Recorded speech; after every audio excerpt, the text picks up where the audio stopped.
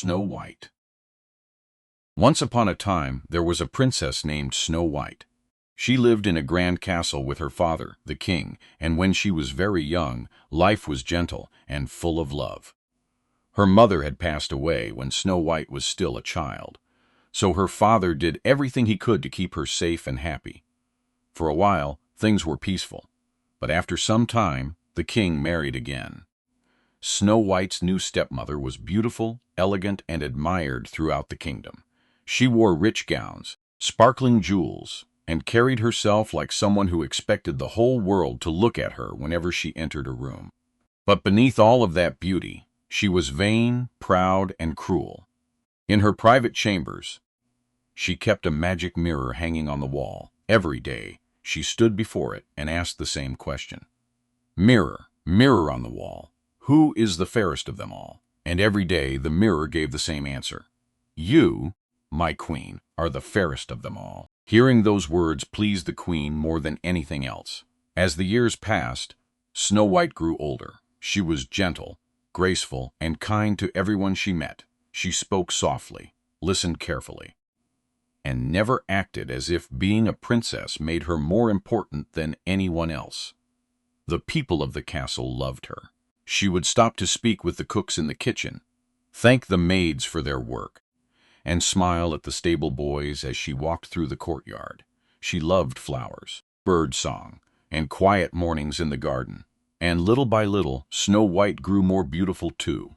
Not only because of her fair skin, dark hair, and bright eyes, but because kindness seemed to shine from her face. One day, as the queen stood before her mirror and asked her usual question, the answer changed. "Mirror, mirror on the wall, who is the fairest of them all?" The mirror replied. "You are beautiful, my queen, but Snow White is the fairest of them all." The queen went still. For a moment, she could hardly breathe. Then anger rose inside her, like fire. Snow White, that sweet, quiet girl she had barely noticed for years. How dare she be more beautiful than the queen herself? From that moment on, jealousy took hold of the queen's heart. She could not bear the thought of Snow White being loved, admired, or praised above her. And the more she thought about it, the more bitter she became. At last, the queen called for a huntsman from the royal household. When he arrived, she gave him a terrible order. "Take Snow White deep into the forest," she said coldly, "and do not let her return." The huntsman understood what she meant, and his face turned pale. But the queen's voice left no room for argument. So the next morning he told Snow White that they were going for a walk in the woods. Snow White trusted him completely. She followed him into the forest without fear, admiring the sunlight through the trees and the sound of birds in the branches overhead. But when they reached a quiet clearing, the huntsman could not go any farther. He turned to Snow White with tears in his eyes. "Princess," he said, "forgive me. The queen sent me here to harm you, but I cannot do it. You have always been kind, and I will not raise a hand against you." Snow White stared at him in shock, and all the color drained from her face. "You must run," the huntsman said urgently. "Go deeper into the forest. Hide wherever you can, and do not return to the castle." Snow White was frightened, but she saw the truth in his eyes, so she thanked him through her tears and ran. She ran through the trees as fast as she could. Branches brushed against her sleeves. Her slippers slipped on roots and stones. The forest grew darker as the day went on, and every unfamiliar sound made her heart race. At last, when the sun had nearly set and she could run no more, Snow White came upon a tiny cottage tucked among the trees. A soft light glowed through the windows. Snow White hesitated for only a moment before stepping inside. The cottage was small but cozy, and everything inside was neat and tidy. There was a little wooden table, 7 tiny chairs, and along one wall stood 7 tiny beds, all lined up in a row. Snow White was exhausted and hungry. On the table she found a little bread, a little fruit, and a little soup, just enough that she could take a small bite from each place without finishing anyone's meal. Then she went to the bedroom and looked at the 7 little beds. She tried the first bed, but it was too hard. The second was too short. The third was too soft. At last she found one that felt just right, and the moment her head touched the pillow, she fell fast asleep. A little while later, the owners of the cottage returned home. They were 7 dwarfs, who worked all day in the mountains mining for jewels and precious stones. When they stepped inside, they immediately knew something was different. Someone had taken a bite of bread. Someone had tasted the soup. Someone had moved the chairs. Then they went into the bedroom and found Snow White asleep in the smallest bed, her dark hair spread across the pillow.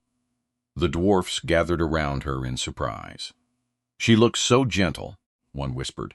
"And so tired," said another. "Let her sleep," said the eldest dwarf softly. So they did. The next morning, Snow White woke to find 7 pairs of curious eyes staring back at her. At first she was startled, but the dwarfs were kind, and once she told them her story, they felt very sorry for her. "You may stay here with us," they said, "as long as you help keep the house in order while we work." Snow White smiled with relief.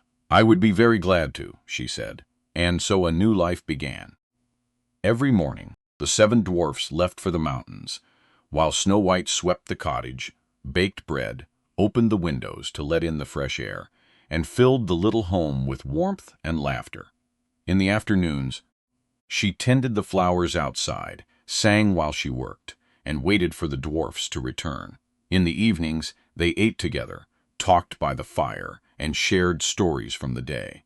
For the first time in many weeks, Snow White felt safe. But back at the castle, the queen still believed Snow White was gone.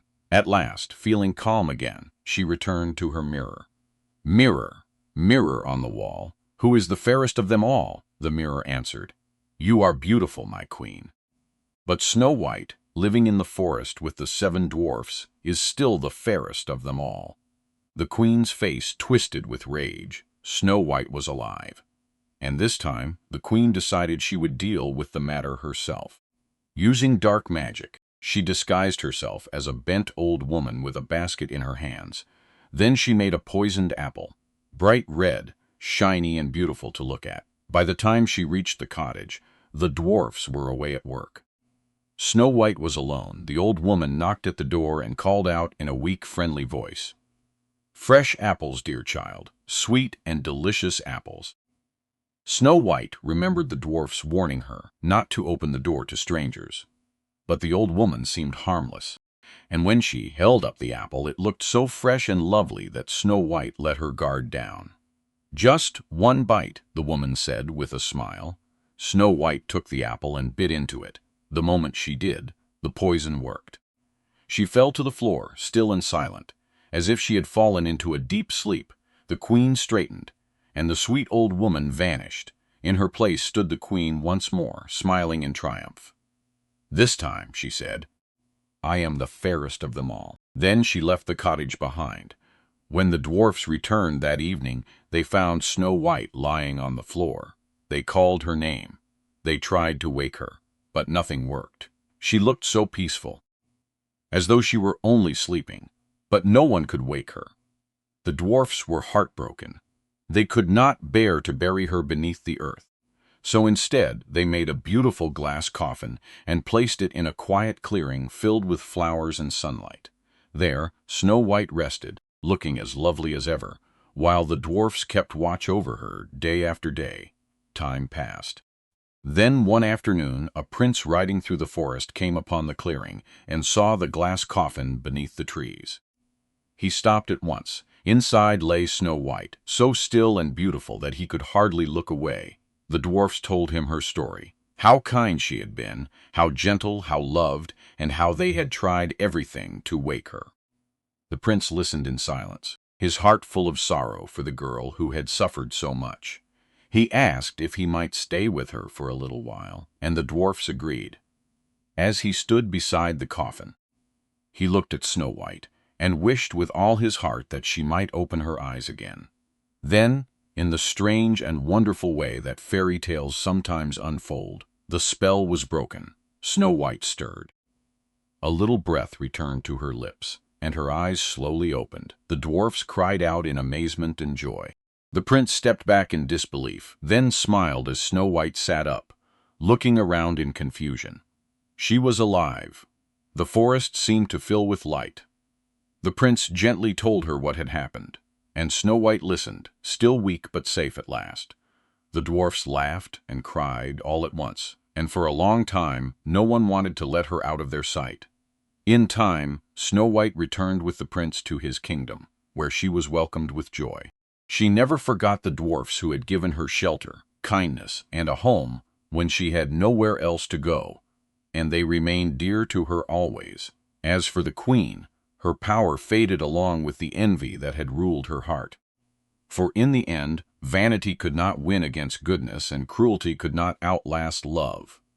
And so Snow White found her happy ending, not because she was the fairest in the land, but because she stayed gentle in a world that had not always been gentle to her, because she accepted kindness and gave it freely in return, because even after fear, loneliness, and loss, she still had a soft and hopeful heart.